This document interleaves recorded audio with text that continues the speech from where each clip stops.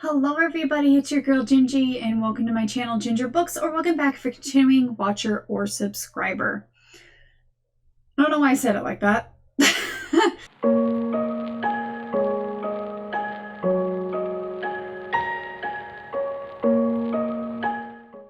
So yes, it's the long-awaited video. I've been meaning to record this for a month, and so bear with me that my memory might not be the greatest of remembering details of this book, but we'll give it a shot. But, of course, I read After by Anna Todd, which is book 1 of the After series.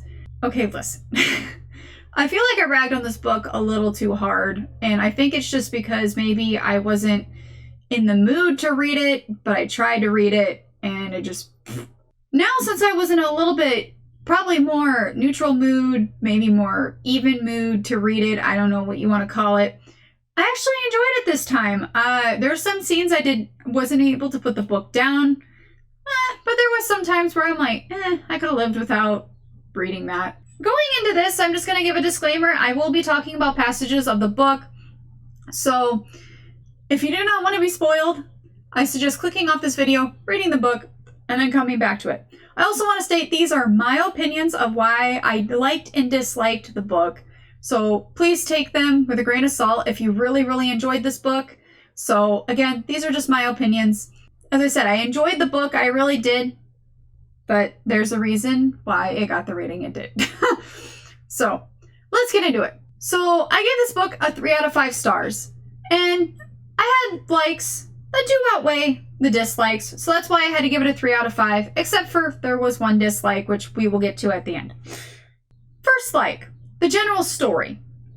I did like the general story, the arc of what I really hung on to especially, which goes into my second one, so this is kind of together, which is the character redemption arc. I know this book was really setting up for that for the rest of the series, as kind of the movies are. The whole redemption of these characters finding themselves, learning to heal, process, and grow together, hopefully, and redeem their love that instantly attracted them from the get-go. And of course, it was definitely really, really played that it was instant attraction, even though there was a lot of the banter and like the love-hate, but it was definitely instant attraction, like two magnets being pretty much just zinged right together. There was no forcing that.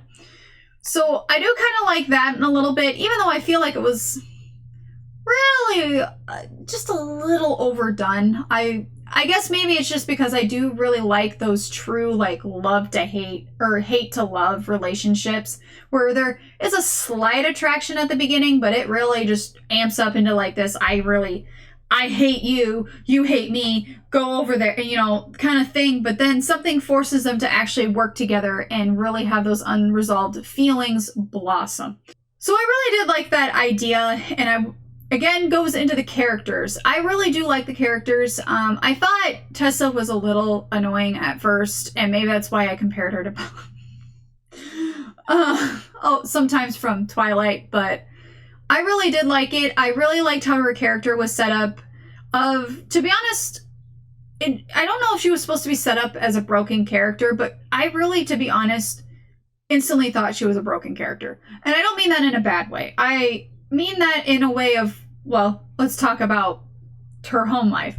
We do figure out her life story pretty early on in the book, which, wow. Maybe I wouldn't have chose that for myself, but that's if I was writing this, but that's okay, I get it. Because she is supposed to be this naive girl who comes from a small town in Washington who, I wouldn't say naive, I would say pure. Maybe, but she isn't completely naive. And really kind of comes into her own during, well, her practically first semester of college. She comes, but I would say she's not like this pure, doesn't know anything wrong. Instead, I kind of saw her as when she told her life story of her dad leaving. I believe he was an alcoholic.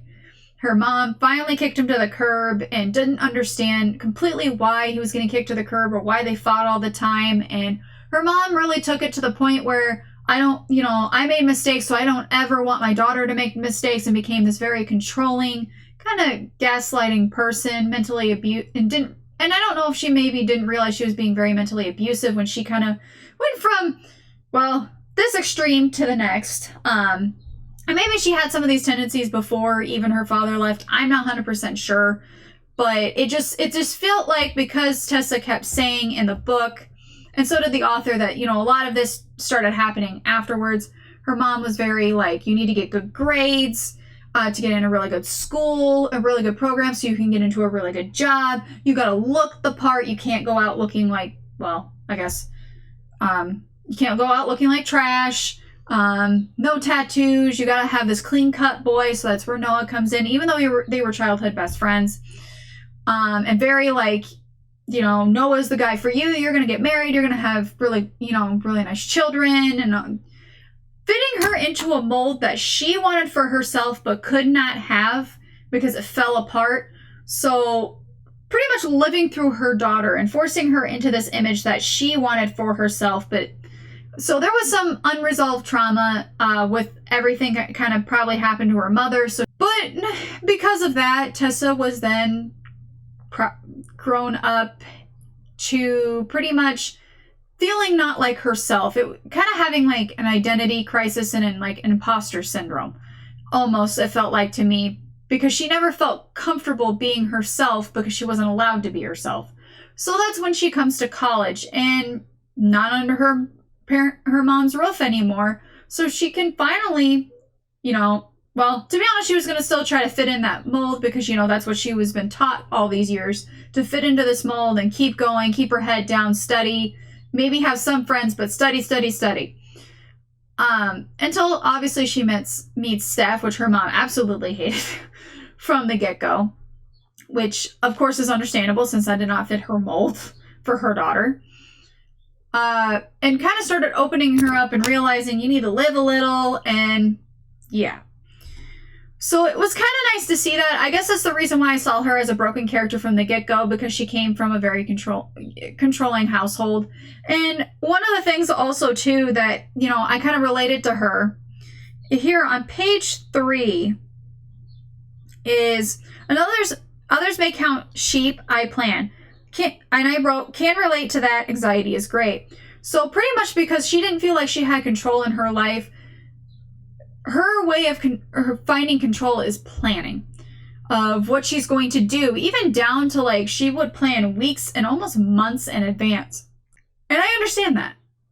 Even though I try not to plan a month in advance because, you know, you never know what could happen. And I've learned to kind of go with the flow when it changes. But there are some times when I'm really stressed out and anxious. If one thing changes, my brain can't function. So... And also another great example of what I mean by her mother kind of controlling. And I get it. It may be, her mother might be thinking that she's coming in thinking she's protecting her daughter, but not in a very healthy way. It's on page 4. I had once, for just a moment, considered leaving Washington for college, but seeing all the color drain from my mother's face at this suggestion, and the way she paced around the living room for nearly an hour, I told her I really hadn't been serious about that. Yeah. That's just a glimpse. Obviously, there's worse passages I could have pulled out, but we're just going to go with that one. So, and then let's go over to Hardin. Hardin is definitely one of those lost souls because of his trauma as well that he experienced in childhood. And probably seeing some of the worst things that a child could witness. Also kind of had a similar father experience. However, he decided to kind of do the opposite to cope with things, as well as having to deal with a father who actually wants to be a part of his life that he has dubbed the abuser, which in a way he was, and is finding it really hard for him and struggle for him to forgive his father. I mean, downright at the beginning of the book, he didn't want to forgive his father. He was so ashamed to even tell people who his father was because he wanted to keep up this bad boy mentality, because if nobody else gave a crap about him, why should he give a crap about his reputation and you know, kind of thing. Then once meeting Tessa, he became I would say it kind of became an obsession. He used her life to get the things that I feel like he wants in life, to be better, to stay sober, to actually care. And I feel like part of it might be because he cares too much and doesn't know how to find a really good balance because he's hurting. I just feel he is also another kind of very good complex character that I actually do really enjoy. But then it kind of, as I said, it kind of became like another obsession with him because became like, I need you in order to do these, to heal. If you disappear, then I'm going to go, and kind of gaslighting that a little bit, which to be honest, I hope throughout the series, just like kind of in the movies, he starts to realize he needs to do this for himself and have the power to heal himself and want to, before probably getting into a relationship and be able to love himself, at least to figure out how to start healing himself and loving himself slowly. So, and it's the same with Tessa. The third thing that I liked is there was definitely a lot more detail in some certain scenes, and also, like, I wish some scenes were in the movie. There's really good one I'll have to see. This one, I think it's when Steph comes back and actually officially meets Tessa, because Steph ended up leaving when they were moving in, and I don't think she came back until the next day or that night. I can't remember. So this is page 9. The door opens and 2 boys walk inside before she finishes her greeting. So Tessa, oh no, this is when I think they're moving in. So Steph and Hardin and I believe Tristan actually walk in. In the movie, it was Steph and another girl who was her girlfriend in the movie. So this was completely different. I don't know. I kind of would have liked to actually see their first meeting, because the shower scene where she comes back from the shower and there's a boy sitting on her bed was not the first scene. I don't know. And it could have been, the girl that was in the movie that was her girlfriend, as well as, Hardin. It could have been just those three. Who knows? But I do like the detail in certain scenes, and I wish they would have kept them in the movie. And page 47. I don't know why. When I was scrolling through to get examples, 47 really just made me giggle. And it still does. Let's see if I can find it real quick. I believe this is when, I can't remember if this is where the party or if this was in class, so bear with me. A man who is rude and intolerable being made into a romantic hero. It's ridiculous. If Elizabeth had any sense, she would have told him to buzz off from the beginning. I just corrected, there was a swear word. So, and I put this, oh my goodness, he just described his character development, smacks forehead. We all know that this is supposed to be kind of like a Wuthering Heights retelling kind of, or inspired story. So I just thought that was hilarious. So, or a mix of like Wuthering Heights and Pride and Prejudice. So I just thought it was hysterical. So there was some moments where I was just like, wow, that was some hints and foreshadowing. That just made me giggle. All right, so we're going off into the dislikes, and there was only 2 dislikes. And the first one is kind of like, I liked this and also disliked it, and that was the love story. And I think the reason why I dislike it is, and I think it's a great way to kind of feel, because sometimes books should challenge you and make you feel uncomfortable. And I think it's because the love story, you literally could transplant it out of the book and it can be real life. I think it was just too realistic and it made me feel weird, but you know what? In a good way, because there are types of relationships like this between Tessa and Hardin that happen in real life, where people that have unresolved issues and trauma try to get into a relationship with each other and don't know how to communicate properly or understand one another. It happens. And usually like this, they end up breaking up and getting back together, breaking up, getting back together, until they finally realize this is not working. And if we truly want a relationship together, we need to go our own separate ways, heal, and come back to each other. If it's meant to be, it's meant to be. Kind of type thing. So that's why I said I like and dislike, because it just felt so raw and real. The second one, and this is just, again, my opinion and my personal preference, I felt like this book should have stayed in editing a little bit longer, because it just felt a little inconsistent in the editing and some plot choices, which I'm going to go into a couple of examples. One is on page 17. This is when I think Steph comes back and they finally actually meet each other. And Steph kind of says just straight into the convo right before they kind of sit and actually like banter and talk to each other. She says, because I think she said she was going to go shopping or something like that. Wait, how are you getting to the store? I thought you didn't have a car. And this is right when they just met. They only like spoke a few, like I think Steph was asking what she was going to do for the day. So it wasn't like, I don't feel like they had enough banter for her to assume or know she had a car, or maybe they did, I don't know. Because I made the note, how would Steph know this? They haven't sat down to do a get to know each other combo. And then also just a little bit later on page 17 it said, I've only known her for a day. Should I trust her? Have you though? Because she just showed up. Was there like a time lapse I didn't read or know? She left right after. She showed up and never came back until now. That's what I got.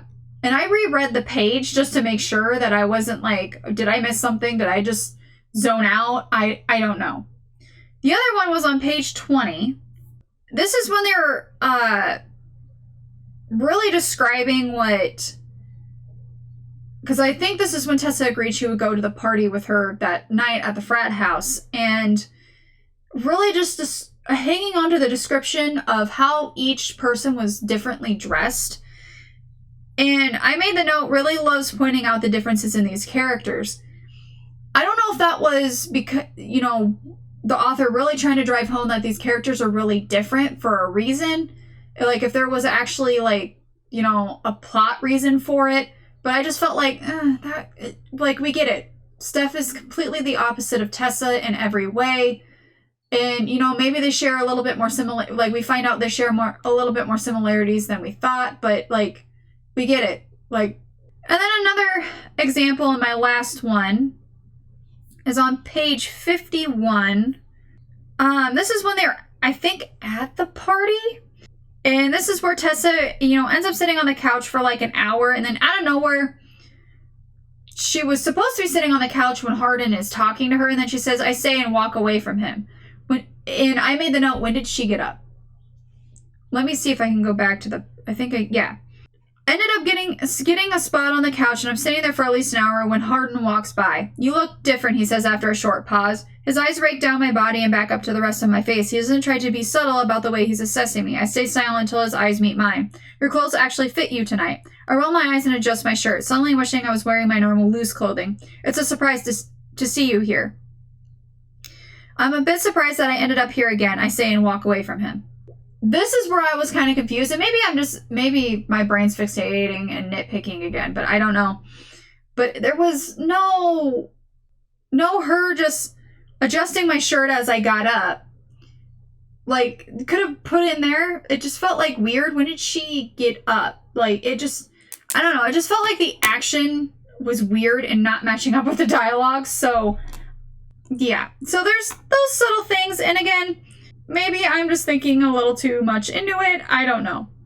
So it was just kind of, again, my opinion, and those were the kind of editing choices that just kind of really dropped it down to 3 stars for me. But hey, again, that's my opinion and my preference for books. So anyways, thank you so much for sticking around for this video. As I said, I did really enjoy the book, and I will continue with the series. I hope it does, it gets better and better. As I said, I really enjoyed the series, or the story as a whole. I really enjoyed the characters, and I had some fun moments where I was sitting there laughing, and whether it be because of the corny, like, references to classic literature, or actually laughing with the characters, Thank you so much for watching. I hope you liked what you saw. If you did, please hit the subscribe button and that bell notification so you can stick around for more bookish fun.